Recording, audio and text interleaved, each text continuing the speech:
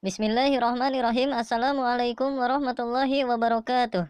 Innal hamdalillah nahmaduhu wa nasta'inuhu wa nastaghfiruh wa na'udzu billahi min syururi anfusina wa min sayyiati a'malina. May yahdihillahu fala mudhillalah wa may yudlilhu fala hadiyalah. Asyhadu an la ilaha illallah wa asyhadu anna Muhammadan abduhu wa rasuluh alladzi la nabiyya ba'dah. Apa kabar sahabat semua? Semoga sahabat semua selalu dalam lindungan Allah Subhanahu wa taala. Baiklah, pada pertemuan yang lalu kita telah membahas tentang keutamaan zikrullah. Insyaallah pada pertemuan kali ini kita akan membahas tentang ikhlas. Namun sebelum lanjut, yang belum subscribe silahkan untuk mengklik tombol subscribe terlebih dahulu. Dan jangan lupa untuk mengaktifkan tombol notifikasi supaya sahabat semua tidak ketinggalan di video-video selanjutnya. Al-Faqih meriwayatkan dengan sanadnya dari Amr bin Maula bin Muthalib dari Asim dari Muhammad bin Labid. Nabi Shallallahu Alaihi Wasallam bersabda, "Akhwafu ma akhafu alaikumus syirkul asgor." Qalu ya Rasulullah wa ma syirkul asgor? Qala ar-riya. Yaqulullahu ta'ala lahum yawma yujazil ibada bi'a'malihim idhabu ilal ladzina kuntum tura'una lahum fid dunya fangduru hal tajiduna indahum khaira. Artinya, syirik kecil adalah suatu penyakit yang sangat berbahaya bagi kalian. Lalu para sahabat bertanya, apakah syirik kecil itu ya Rasulullah? Jawab beliau, riya. Kelak di hari kiamat, Allah menyuruh mereka mencari pahala amalnya. Kepada siapa tujuan amal mereka itu? Firman-Nya, carilah manusia yang waktu hidup di dunia kamu beramal tujuannya hanya untuk dipuji atau disanjung oleh mereka. Mintalah pahala kepada mereka itu. Al-Faqih menegaskan, mereka diperlakukan kasar adalah wajar karena amal mereka di dunia hanyalah tipuan belaka. Firman Allah, Innal munafiqina yukhadi'una Allah wa huwa khadi'uhum wa idza qamu ila sholati qamu kusala yura'una an-nasa wa la yadhkuruna Allah illa qalila. Yang artinya, sungguhnya orang-orang munafik itu menipu Allah dan Dia pandai membalasnya. Ketika salat mereka malas melakukannya. Hanya pujian manusialah tujuan utamanya.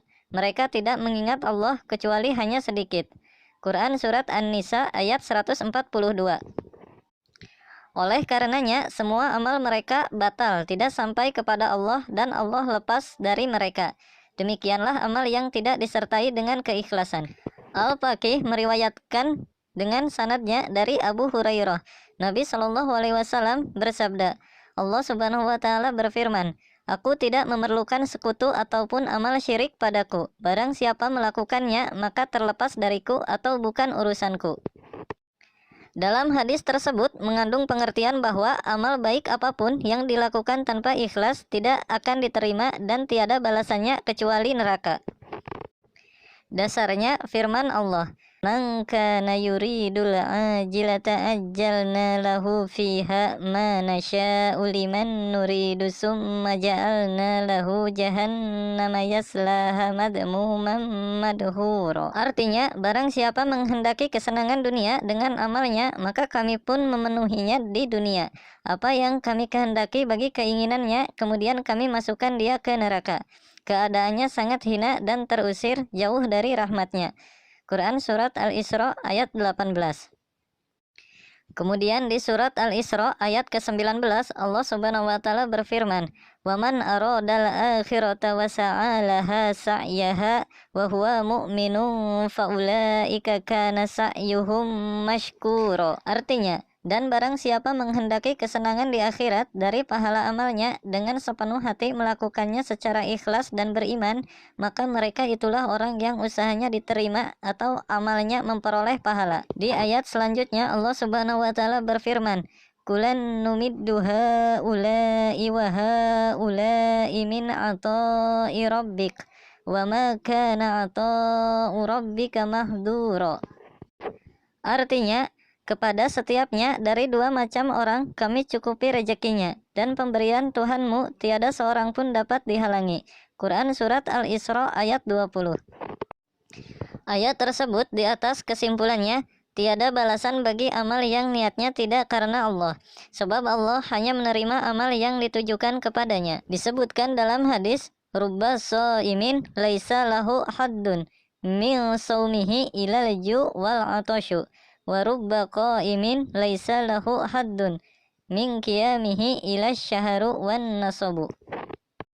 Artinya, terkadang orang melakukan puasa tiada keuntungan baginya, kecuali lapar dan dahaga. Dan terkadang orang beribadat di malam hari tiada keuntungan baginya, kecuali jaga malam yang melelahkan, yang dimaksud adalah amal ibadatnya sia-sia atau tidak berpahala. Sekalipun penilaian umumnya masyarakat, dia orang yang tekun dan rajin beramal atau beribadah. Tetapi jika disertai dengan riya dan sum'ah, amal ibadahnya tidak berpahala. Demikian itu digambarkan oleh setengah ulama hikmah. Tidak jauh dengan orang datang ke pasar atau toko, sakunya penuh batu. Sedang kebanyakan orang menilai dia bahagia atau beruntung karena banyak uangnya. Padahal dia sangat celaka karena isi saku atau kantongnya tidak dapat dibelikan sesuatu apapun, kecuali sanjungan dan pujian orang belaka. Firman Allah, wa qadimna ila ma amilu min amalin faja'alnahu haba'am mansura. Artinya, kami selidiki segala amal yang mereka lakukan, lalu kami jadikan dia debu yang bertaburan. Quran Surat Al-Furqan ayat 23. Diriwayatkan oleh Imam Waqi' dari Sufyan Ats-Tsauri dan dari seseorang sahabat. Dari Mujahid katanya, seseorang menghadap Nabi Shallallahu Alaihi Wasallam dan berkata, "Ya Rasulullah, bahwasanya aku bersedekah karena Allah, tetapi aku juga senang dipuji orang, bahwa aku orang baik yang suka beramal." Lalu turunlah ayat, "Faman kana yarju liqa'a rabbih falyamal 'amalan shalihan wa la yusyrik bi ibadati rabbih ahada." Artinya, barang siapa takut kepada Tuhannya dan mengharap pahala darinya, maka lakukanlah amal baik dengan penuh ikhlas. Jangan mempersekutukan seorang pun dalam beribadat atau beramal kepada Tuhannya. Quran Surat Al-Kahfi ayat 110. Sebagian ulama hikmah menegaskan bahwa barang siapa melakukan 7 amalan tanpa dibarengi 7 perkara, berarti hampa atau palsu amalannya. Yaitu, yang pertama, takut kepada Allah tapi tidak mau mengurangi laku maksiat. Yang kedua, percaya mengharap pahala dari Allah tapi enggan beramal atau beribadat kepadanya. Yang ketiga, bertekad akan melakukan kebaikan atau berbakti kepada Allah, tapi tidak dilakukan dalam kenyataan. Yang keempat, berdoa kepada Allah, tapi tidak berusaha secara lahiriah. Yang kelima, mohon ampun atau istighfar kepada Allah, tapi tidak menyesali dosa yang telah dilakukan olehnya. Yang keenam, lahirnya berbuat kebaikan, tapi dalam hatinya tidak ikhlas. Yang ketujuh, beramal atau beribadat, tapi tidak ikhlas, mengharap keridhaan dari Allah Subhanahu wa Ta'ala. Dikarenakan pembahasan tentang ikhlas ini cukup banyak, insya Allah kita lanjutkan di pertemuan selanjutnya. Mudah-mudahan bermanfaat. Wallahul muwaffiq ila aqwamit thoriq. Wassalamualaikum warahmatullahi wabarakatuh.